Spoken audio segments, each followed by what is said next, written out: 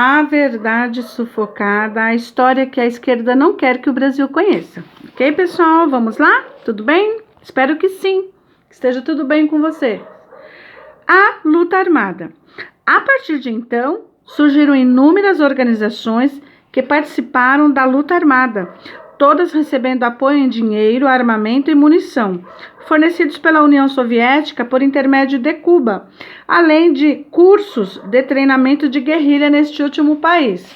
No Brasil, foram criadas 29 organizações terroristas e outras 22 que optaram por outras formas de resistência, sobre o pretexto e a justificativa de lutarem contra a ditadura. No Chile, o movimento de esquerda revolucionário, o MIR, fundado em 1965 durante o governo Eduardo Frei, iniciou efetivamente suas atividades revolucionárias em 1967, quando Salvador Allende assumiu o governo em 4 de 11 de 70. O Chile iniciou um período pré-revolucionário, onde se intensificou a luta de classes. O MIR, com o conhecimento e a aprovação de Salvador Allende, havia introduzido no Chile uma grande quantidade de armamento que era escondida em residências, escritórios, fábricas e armazéns. Em 1973, estima-se que o mirismo organizado congregava entre 40 e 45 mil militantes. Com o terrorismo aumentando dia a dia, o presidente Salvador Allende, aliado do MIR, foi deposto pelo general Augusto Pinochet. Quando a luta armada terminou, o número de vítimas passava de 4 mil. Na Argentina, vários grupos estavam em atividades, porém 2 eram particularmente poderosos: os Montoneiros e o Exército Revolucionário del Pueblo, o ERP. Entre 1970 e 1973, o terror aumentou suas ações. Quando o presidente Juan Perón morreu, em 1º de julho de 1974, e sua mulher Isabelita, vice-presidente, o substituiu no governo, tudo se deteriorou e os guerrilheiros passaram a operar ostensivamente. Nesse ano, eles fizeram 21 tentativas de invasão de unidades militares, 466 atentados a bombas, assassinaram 110 pessoas e sequestraram outras 117. Na década de 69 até 79, foram praticados pelas organizações terroristas argentinas 21 mil atentados a bomba. Gente, isso é muita coisa. Em 10 anos, né? 1.748 sequestros e 1.501 assassinatos. Em 1975, em meio a uma escalada de violência, uma ordem da presidente Isabelita determinou ao exército fazer o que fosse necessário para neutralizar ou aniquilar o processo subversivo terrorista. Os militares tomaram o poder em 24 de 3 de 76, quando o movimento terrorista estava conduzindo o país ao caos e à anarquia. Em 1983, ao término da luta armada, o saldo de mortos era superior a 30 mil pessoas. Hoje, são muito os ex-montoneiros que estão no governo do presidente Kirchner. Igualmente aconteceu aqui no Brasil, né? Quando começou exatamente com o Fernando Henrique Cardoso, assim que ele entrou, né, tomou o poder, ele já foi fazendo o quê? Um processo de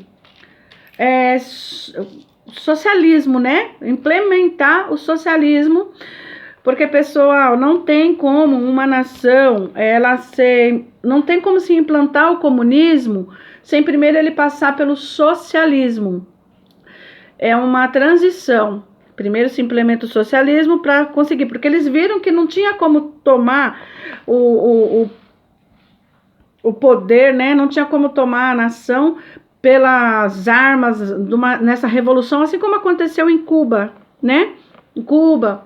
Então, né, em outras ditaduras. Então, começou ali, com Fernando Henrique Cardoso. É importante que se diga isso para que as pessoas não se enganem mais, porque eu também fui enganada, eu também me enganei, eu também votei em Fernando Henrique Cardoso porque eu achei que Ele, PSDB, era de direita. E olha quantas pessoas que ele alocaram no poder. José Serra, já era o quê? Todos esses guerrilheiros. José Serra, todos eles que foram para fora do país, foram fazer curso em Cuba, daí eles voltaram com a anistia, ascenderam ao poder e começou o aparelhamento no sistema todinho. Então, é preciso que isso seja dito, porque as pessoas acham que tem, de uma hora para outra, resolver coisas que estão aí há 40 anos. E ficou pior ainda, né, quando o Nove Dedos, né, Nove Dedos, aí que piorou. Então, vejam você, Dilma Rousseff, José Dirceu, todas essas pessoas, eles pegaram em arma para tentar implantar no Brasil uma ditadura do proletariado, entendeu? Então é importante que se saiba e que as pessoas não confundam mais, né? Realmente é preciso adquirir conhecimento, né? Informação, né? Continuando. No Uruguai, o Movimento de Liberação Nacional, Tupamaro, que estava desde 1963, intensificou as suas ações a partir de 1971, o que levou o presidente Juan Maria Bordaberry, eu não sei se é Bordaberry ou Bordaberry, tá? A decretar a dissolução do Congresso em 27 de 6 de 1973. Com o número de vítimas das ações terroristas aumentando progressivamente, os governos civis que se sucederam, por pressão dos militares, endureceram o sistema de governo. Em 1981, o general Gregório Álvares assumiu o poder por quatro anos. Quando os terroristas foram derrotados, o número de vítimas era superior a 1.000. Nas últimas eleições, foi eleito presidente o antigo Tupamaro Tabaré Vázquez. O Senado e a Câmara dos Deputados são presididos também por ex-militantes tupamaros. No Peru, o Sendero Luminoso, também conhecido como Partido Comunista do Peru, considerado o segundo maior movimento revolucionário da América Latina, tinha como objetivo destruir o governo e substituí-lo por um regime comunista de base campesina. Foi derrotado pelo governo de Alberto Fujimori, 1999 até 2000, né? Aqui eu não... Depois de provocar a morte de mais de 30.000 pessoas. Na Colômbia, as Forças Armadas Revolucionárias da Colômbia, as FARC, criada em 1964 como força militar do Partido Comunista Colombiano, é a mais antiga, a mais capacitada e a melhor equipada de todas as organizações terroristas da América. Seu líder mais expressivo era o secretário Manuel Marulanda Vélez, também conhecido como Tiro Fijo, não sei que palavra é essa, que morreu em 2008. As Farc possuem mais de 46.000 militantes e ocupam 40% do território colombiano, a maior parte em florestas e selvas, a sudeste dos Andes. Seu atual líder é Timoleon Jiménez, mais conhecido por Timonchenko. A seguir, transcrevo trechos do artigo, abre aspas, A Guerrilha da Colômbia, do historiador Carlos I.S. Azambuja, publicado no site Mídia Sem Máscaras, www.mediasemmascara.org, em 25 de 11 de 2005. Abre aspas. Considerando que as Farc têm cerca de 105 frentes, há uma média de 300 a 600 insurgentes por frente, isso resulta no total conservador de 46.000 combatentes, fecham aspas. Abre aspas. As Farc possuem militantes que se intitulam membros do Departamento Internacional, desde a Argentina até o México, passando pelo Paraguai e Honduras. Nesses países, mantém vínculos com membros de grupos de pressão de extrema esquerda e, em muitos, realizam juntamente com o chamado crime organizado atividades ilícitas como sequestros, tráfico de drogas e contrabando de armas, além de inserir seus simpatizantes dentro do grupo social de pressão. O Departamento Internacional das Perdão, gente, tô com a garganta seca, poeira. O Departamento Internacional das Farc tem representantes na União Europeia, Japão, Austrália, México, Canadá, Estados Unidos, Honduras, Costa Rica, Panamá, Cuba, Venezuela, Equador, Peru, Bolívia, Argentina, Chile e Brasil. Isso, apesar de ser considerada pelos Estados Unidos, OEA e União Europeia uma organização terrorista. Abre aspas. Um dos chefes máximos das Farc, Raul Reyes, Luiz Antônio Dávia, declarou em entrevista à Folha de São Paulo, de 27 de agosto de 2003, abre aspas. As Farc têm contato não apenas no Brasil com distintas forças políticas e governos, partidos e movimentos sociais. Folha. O senhor pode nomear as mais importantes? Reyes, abre aspas. Bem, o PT, é claro. Dentro do PT há uma quantidade de forças. Os sem terras, os sem teto, os estudantes, os sindicalistas, intelectuais, sacerdotes, né, ou seja, a igreja, historiadores, jornalistas. Entende, pessoal? Aí a Folha pergunta, quais intelectuais? E o bandidão lá responde, abre aspas, Emir Sader, não sei se é Sader ou se é Sader, Frei Bento e muitos outros, fecha aspas. Isso é o próprio integrante das Farc, não sou eu que estou falando, nem ninguém, para dizer que é fake news, né? Abre aspas. Essas relações, inclusive com autoridades governamentais, são enormemente facilitadas pelos contatos estabelecidos pelos membros do Departamento Internacional, bem como dentro do Foro de São Paulo, né, que Olavo de Carvalho denunciou e todo mundo tirou ele como louco, que não existia Foro de São Paulo, foi negado, a mídia negou, né, e hoje todo mundo sabe que existe. Bem como dentro do Foro de São Paulo, do qual as Farc e o ELN são membros. Mas essa é uma outra história, fecha aspas, né? A Colômbia foi o único país da América do Sul que resolveu, então, endurecer o seu regime dentro do governo para combater o terrorismo. Luta até hoje contra as Farc, chora a morte de mais de 45 mil colombianos e tem 40% do seu território totalmente dominado pela guerrilha. Uma zona liberada, onde o governo do país não pode entrar e que vive sobre as novas leis dos guerrilheiros narcotraficantes. Imagine uma situação dessa, imagine viver num país assim. A Bolívia era considerada por Fidel Castro e Che Guevara como o país mais ideal para o estopim de uma revolução que se espalharia pela América do Sul. Guevara se propôs a comandá-la. Ele seria o chefe desse exército de libertação nacional e Cuba o ajudaria com pessoal, material e dinheiro. Com essa finalidade, chegou à Bolívia em 4 de 11 de 1966 e no mês seguinte se reuniu com membros do Partido Comunista Boliviano. Fidel anunciou que Che estava em um país da América preparando a revolução. Após meses de luta, Che Guevara morreu em 8 de outubro de 1967, quando a guerrilha foi dizimada pelo exército boliviano. A exportação da guerrilha e do terrorismo de Cuba para os restantes do continente era uma das estratégias para a desestabilização dos governos legalmente constituídos e democráticos. Como se verifica, os militares da América do Sul, assumindo temporariamente o poder, evitaram que o terrorismo transformasse esses países em ditaduras comunistas. Os governos que se estabeleceram tiveram como principal objetivo a democracia, premissa verdadeira, pois em todos eles, sem exceção, o poder foi devolvido aos civis e hoje os derrotados de ontem, agora eleitos pelo povo, estão no governo. Muito diferente de Cuba, onde se instalaram em 1959 e onde Fidel Castro reina absoluto há praticamente 47 anos. Né?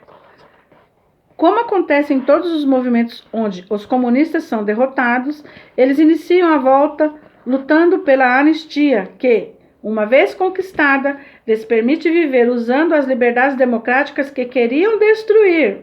É verdade, né? Posteriormente, começa uma virulenta campanha para denegrir os que combateram, né? Os que os combateram, posam de vítimas e de heróis e fazem da mentira e da calúnia o seu discurso. Não descansam enquanto não conseguem, por revanchismo, colocar na prisão aqueles que os combateram e derrotaram. Para isso, mudam as leis e até a própria Constituição, o que é feito com a corrupção do legislativo e com o apoio de simpatizantes escolhidos a dedo para as mais altas funções do judiciário. Caro leitor, isso não lhe é familiar? É verdade, né, pessoal? Então, vocês estão vendo? Isso é para a gente refletir. Porque, assim, eu mesma, durante muitos anos, como eu disse, eu achei que o PSDB, eu tinha alegria de falar, eu voto PSDB porque eu sempre tive repulsa pelo PT. Porque o PT, na verdade, eles mostram tudo o que eles querem fazer. O PSDB, eles também querem as mesmas coisas que o PT quer. Só que eles se posam de... Por isso que a gente fala a esquerda limpinha, de banho tomado. E a gente precisa... É o lobo vestido em pele de carneiro. A gente não pode, assim, mais se confundir. A gente foi levado, né? Foi enganado, né? E eles tomaram conta do país, das escolas, dos estudantes. Hoje em dia não tem como você conversar com uma pessoa, sabe? Você conversa aí com um jovem de... Eu tô falando, pessoal, porque eu sempre friso, né? Até pouco tempo atrás eu trabalhava numa faculdade. Então eu tinha contato direto com os estudantes e com os professores. Você vê professores assim de menos de 30 anos de idade, totalmente assim esquerdizados, doutrinados, e eles vão estar ensinando os jovenzinhos que estão entrando na faculdade de 17, 18 anos. Então você imagina, não tem como mudar de um dia para o outro, né? As pessoas cobram muito agora, principalmente o presidente Bolsonaro, mas então, antes da gente sair cobrando, brigando, achando ruim, é preciso entender. A partir do momento que você entende, você consegue compreender, a partir do momento que você busca, né, saber se informar, você acaba entendendo. E a gente sente que tem que fazer alguma coisa, que foi o que aconteceu comigo. Então, por isso que eu tomei essa iniciativa de estar narrando esses livros que contam a história, porque tudo isso foi abafado. Assim que eles entram no poder, a esquerda, em todo mundo, quando ela entra no poder, a primeira coisa que eles fazem é o quê? Apagar da história, apagar tudo aquilo, porque as próximas gerações não têm como saber. Então, quem tem 30 anos de idade não sabe o que aconteceu, porque você não encontra nos livros. Eu me lembro, né? Eu me lembro que quando eu estudava, a gente estudava organização social, acho que é OSPB, né? Organização Social e Política Brasileira, se eu não estou enganada, é isso. E ali você se informava, tudo, você tinha um estudo, gente, eu posso falar, você tinha um estudo, como é que fala? Público. Que estudo. Então, observe no dia a dia de vocês que são mais jovens, que têm 30 anos de idade, porque aqui, como eu disse, eu tentei não, né?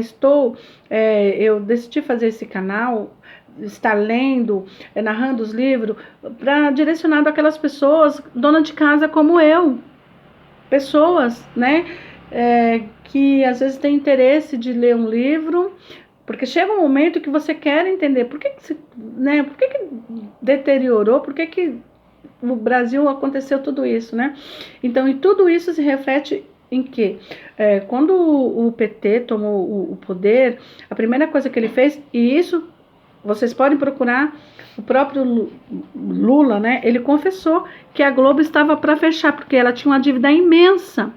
E você olha que antes, nesse período, né, aqui 1964 até 1964, tanto é que a Globo apoiou, ela era, vamos dizer, de direita. E quando o Lula entrou no poder e deu dinheiro, ela mudou e começou a produzir o quê? produzir novelas, tudo quanto é programa, tudo conteúdo dela descambou. Você nunca se perguntou por que que a programação da Globo mudou tanto? As novelas, que eram novelas boas de você assistir com a família, hoje não tem condições de assistir. Tudo isso está ligado, ok, pessoal? Então, eu espero que a minha pequena contribuição, de verdade, possa fazer a diferença na vida de alguém, possa fazer você se questionar, porque a gente tem que abrir o olho, porque tudo bem, você não vai falar assim, eu não vou conseguir mudar o Brasil, não vou conseguir mudar o mundo. Realmente a gente não vai, mas começa dentro da nossa casa. E a gente adquirindo conhecimento, você pode instruir o seu filho, o seu neto, numa conversa em família, numa roda de amigos, você fala, quando escutar aquelas mentiras, porque houve o golpe, porque eu fui perseguido, porque isso e aquilo, você fala, peraí, pergunte-se, mas o que essas pessoas estavam fazendo? Ok, pessoal? Fiquem todos com Deus. Eu espero que, de verdade, a minha contribuição seja útil a vocês, e quem puder se inscrever, me ajudem. E é isso aí. Fiquem todos com Deus.